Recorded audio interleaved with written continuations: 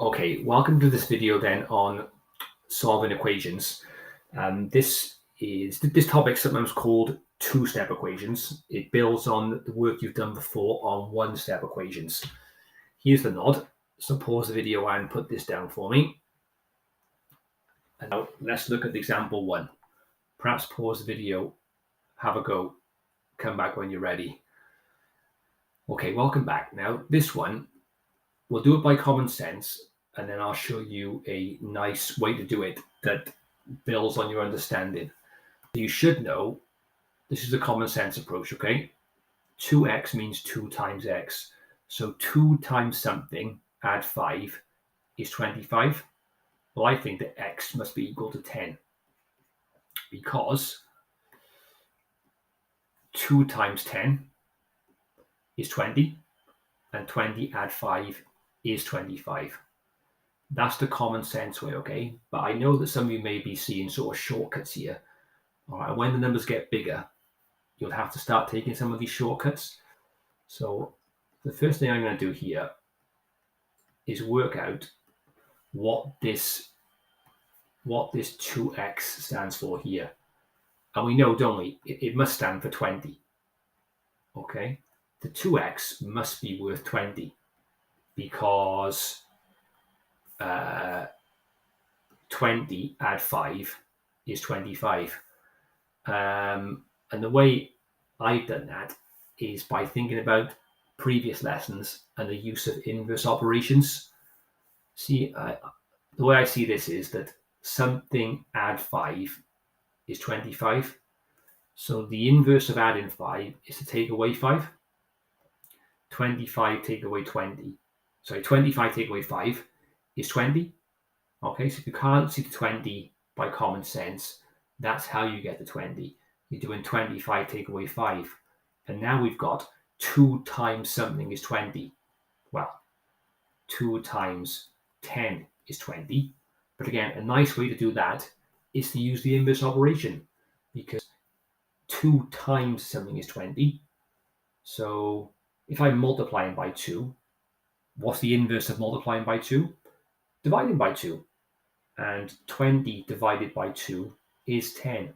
This is a more formal method here, but it will always work, okay, if you use inverse operations. And let's check by putting x back into the equation. 2 times 10 plus 5. Let's hope this is 25. It is, right? Because 2 tens are 20, and 20 at 5 is 25. So we're good to go. So for example 2 is here. Perhaps pause the video, have a go, either by common sense or inverse operations, and then come back when you're ready. Okay, welcome back. So this one I'm going to solve using the inverse operations method straight away, I think, because it's pretty foolproof. Okay, I mean, you might know the answer is definitely 5 for this one, if you did it by common sense. But if I'm using the inverse operations approach, the opposite of adding on 7 is to subtract 7. 22 take away 7 is 15. And I know that's right, don't I? I know that's right because 15 plus 7 is 22. So 3x must be equal to 15. So 3 times something is 15. Well, I'm going to count in 3s, aren't I? Or divide by 3. And how many 3s are in 15? 5. Let's do our check. 3 times 5 plus 7. Well, 3 5s are 15. And 15 add 7 is 22. So we've solved it, and it works. Okay, example 3, same thing. Pause the video, have a go, come back when you're ready. Okay, welcome back. This one. So I'm gonna keep on rocking the inverse operations method now because it's just so quick. This time, you see, I was taking away 3 from my number. So the opposite of taking away 3 would be to add on 3.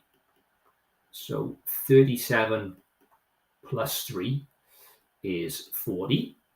So this 5x must stand for 40, which is right, because 40 take away 3 is 37. And then 5 times something is 40. Well, I'll just do 40 divided by 5. I think that 8 times 5 is 40. Let's check though. 5 times 8 take away 3. 5 8s are 40.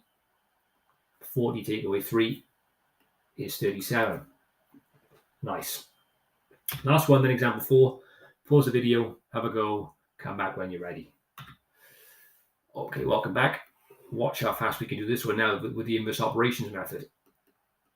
So what's the inverse of taking away 7? Well, it is to add on 7. So 9 add 7 is 16. And I think that's right. Because, 16 take away 7 is 9.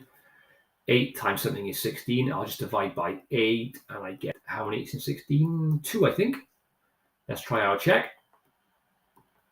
8 times 2 minus 7. 8 times 2 is 16. 16 take away 7 is 9. So our check works. So we're good to go. Easy peasy. The main task here. So pause the video. Have a go. Come back when you're ready. And I'll show the main task answers in 5, 4, 3, 2, 1. Here they are. And then here comes the checking question in 5, 4, 3, 2, 1.